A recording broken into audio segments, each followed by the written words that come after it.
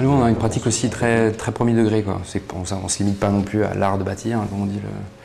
Mais on s'intéresse effectivement aussi quand même à des choses assez précises.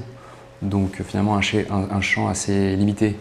C'est-à-dire qu'on n'est pas là pour sauver la planète ou résoudre des problèmes. Donc on est vraiment dans un rapport de proposition. Donc moi c'est ça qui m'intéresse, c'est dans un rapport d'anticipation. Et l'architecture, c'est sa première définition, c'est qu'on produit des situations, on met en place des conditions qui n'existent pas encore. Donc c'est ça qui me plaît encore aujourd'hui. Ouais.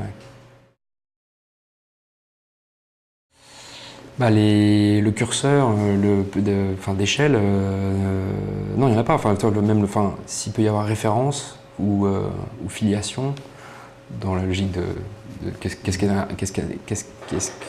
qu'un architecte, il y a quand même un fantasme à travers des personnages comme Gio Ponti ou des types qui arrivaient à faire des toilettes pour idéal standard, des petites fourchettes et des tours, quoi. Donc et écrire en même temps. Donc non, il n'y a pas de rapport d'échelle. Enfin, au contraire, un architecte, il n'a aucune limite. Il devrait en avoir aucune.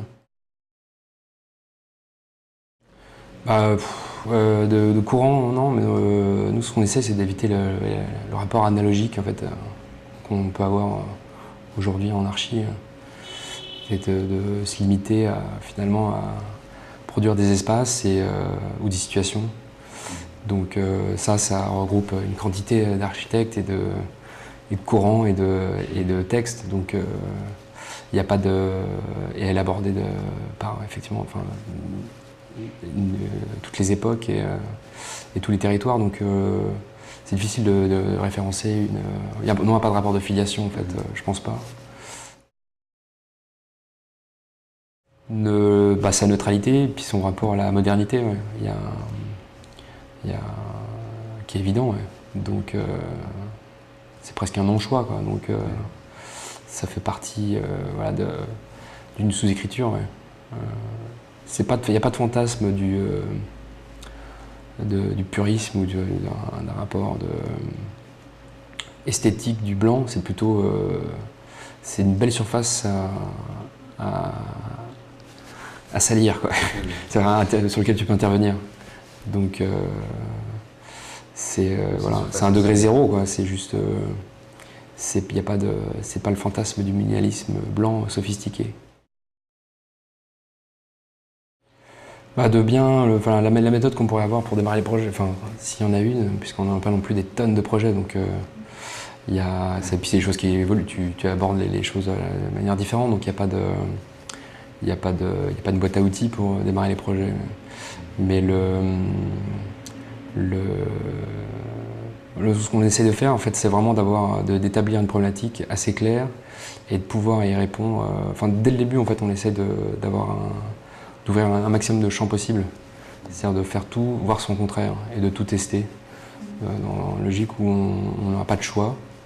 On peut raconter le A, mais il y a le B qui est le contraire du A, et de voir ce que ça engage et de être très très souple et de limiter tous les préjugés et a priori en fait, sur la condition du projet, quoi. D'entretenir vraiment un rapport le plus fort possible avec l'espace, ouais. Donc, mais ça engage aussi des choses très factuelles, hein. Qu'est-ce que c'est qu'une porte, qu'est-ce que c'est qu'une fenêtre, donc même à travers un projet à grande échelle, tu te reposes des questions. Ouais, je pense que c'est intrinsèque à tous les architectes, hein. Il y a toujours c'est pas nouveau, quoi. Mais par contre, même si on se repose souvent finalement des questions assez primaires, on essaie de se détacher du rapport des détails, quoi. C'est pas non plus le fantasme de l'objet ultra fini, totalement maîtrisé. Au contraire, hein. C'est plutôt arriver à les altérer, quoi. On n'a pas de fantasme du total maîtrisé, quoi, du total look, du total contrôlé, quoi. Au contraire, c'est plutôt ce qu'on essaie d'engager, c'est à travers des entrées assez simples, de pouvoir y laisser justement un possible, quoi. Donc,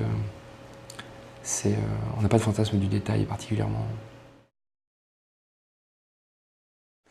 Là, il y a un projet qu'on est en train de livrer là, à la rentrée, là, en septembre-octobre, pour le Centre d'art et du paysage de Vassivière, qui est un des premiers projets qu'on a gagné. On était associé aussi avec les bergers.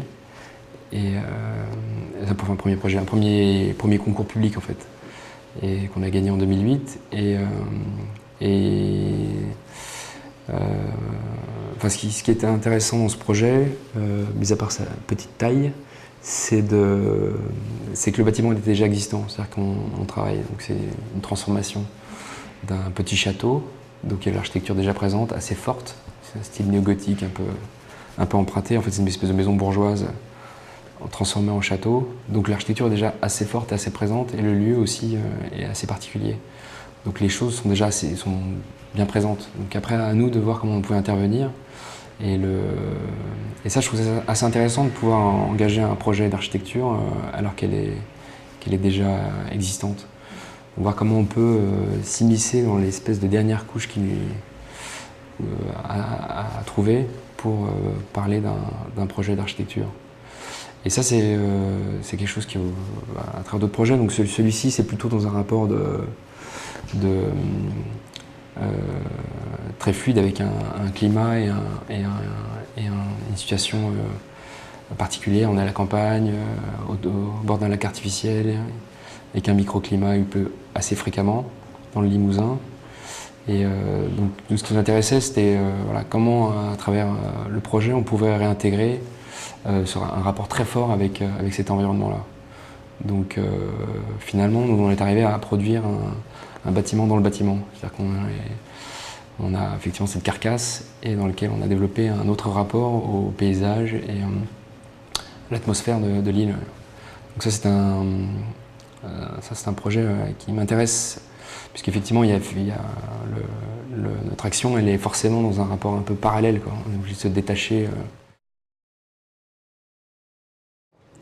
De manière très simple, en fait, si tu veux, c'est une espèce de pièce qui court un peu à travers ce château, qui se détache un peu de la morphologie du château. C'est une pièce qui prend 3 niveaux, mais voilà, donc qui vient un peu se développer sans rapport structurel en fait au bâtiment. Et on crée finalement deux seuls rapports à l'extérieur. Qui sont en fait les deux extrémités de ce tube, sur une espèce de grande gaine, et qui apportent directement deux rapports totalement différents à la lumière naturelle, et puis donc, qui se détachent aussi du rapport de cadrage, parce qu'en fait, t'as jamais vraiment le rapport de Veduta, de cadrage sur un lieu exceptionnel. C'est pas une grande baie, c'est vraiment juste un rapport technique d'apport de lumière naturelle, indirect, sans le rapport de vue, quoi. Et ce rapport-là, il est un peu aussi augmenté par rapport au fait que une des extrémités, donc, qui se termine dans une espèce de tourelle, on ne vient pas là, elle n'est pas protégée en fait, de la pluie et du vent, donc si tu veux, il pleut, il neige dans l'atelier, dans une partie, une espèce de patio. Enfin, ça se termine un peu comme une espèce de patio. Ouais. Donc, je sais pas, je vous montrerai des images. Et donc ouais, il y a ce rapport que je trouvais intéressant de friction comme ça, d'espace. Puis c'est aussi quelque chose qui est un cheval de bataille, c'est de produire des rapports un peu ambigus entre l'intérieur et l'extérieur. Ouais.